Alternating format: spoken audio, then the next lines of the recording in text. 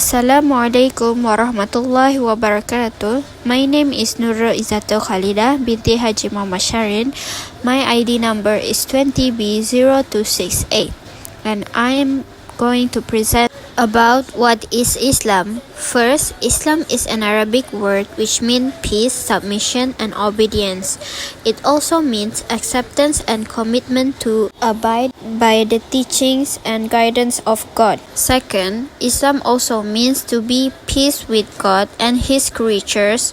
Being at peace with God implies complete submission to His will, who is the source of all purity and goodness. Being at peace with his creatures implies living in peace within oneself, with other people, and with the environment. Thus, Islam is a total system of living in peace. Islam is the same message and guidance which God revealed through all His prophets to every people throughout the history of mankind. One who follows Islam is called a Muslim. A Muslim is an Arabic word which means the one who submits to the will of God. Next, how Islam relates to mankind. Islam teaches that diversity among human beings is a sign of God's mercy and no one has superiority based on one's color, language, or nationality. Islam promotes the brotherhood of man, toleration of one another, sympathy for unfortunate, and cooperation for general human happiness. If there is any one religion in the world which has strove to eliminate racism, it is Islam.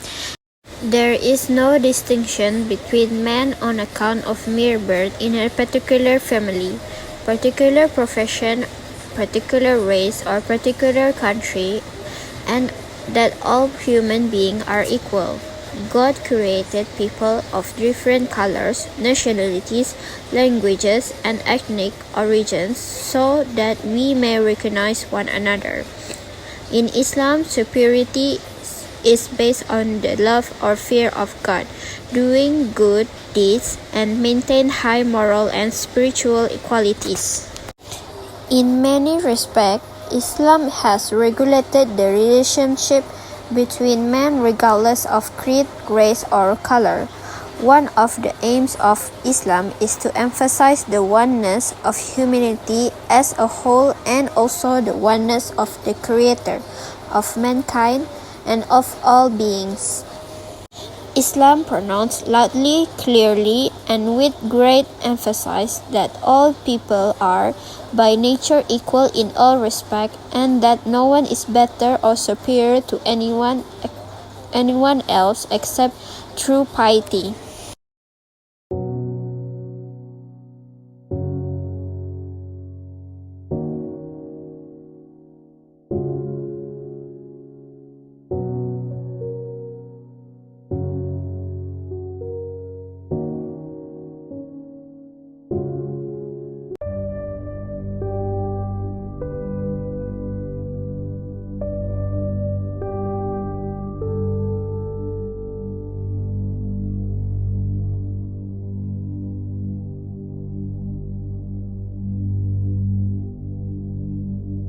Bismillahirrahmanirrahim.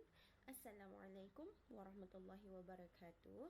My name is Syahirah and I will be presenting on the introduction of civilization and just a brief introduction on Islamic civilization. The details will be presented by our friends on another group. Moving on.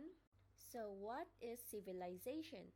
The English word civilization comes from the 16th century French civilize, which means civilized, and from Latin civilis, which means civil, related to civis, which means citizens, and civitas, which means city.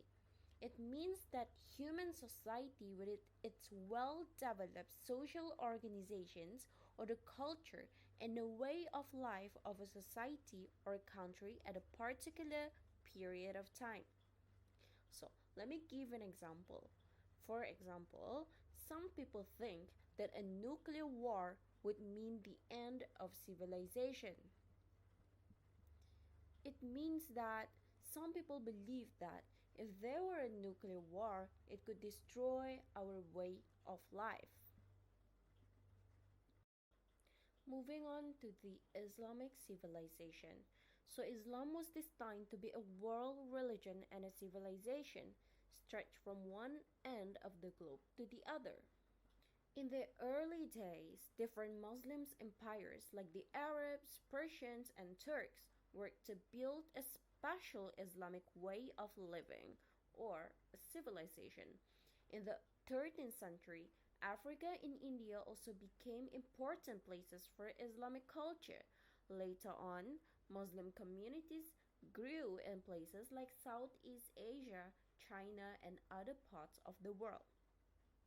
Islamic civilization follows two main ideas, or what you called as concepts. It is belief in one God and the idea that all people are equal, no matter their races, language, or ethnicity.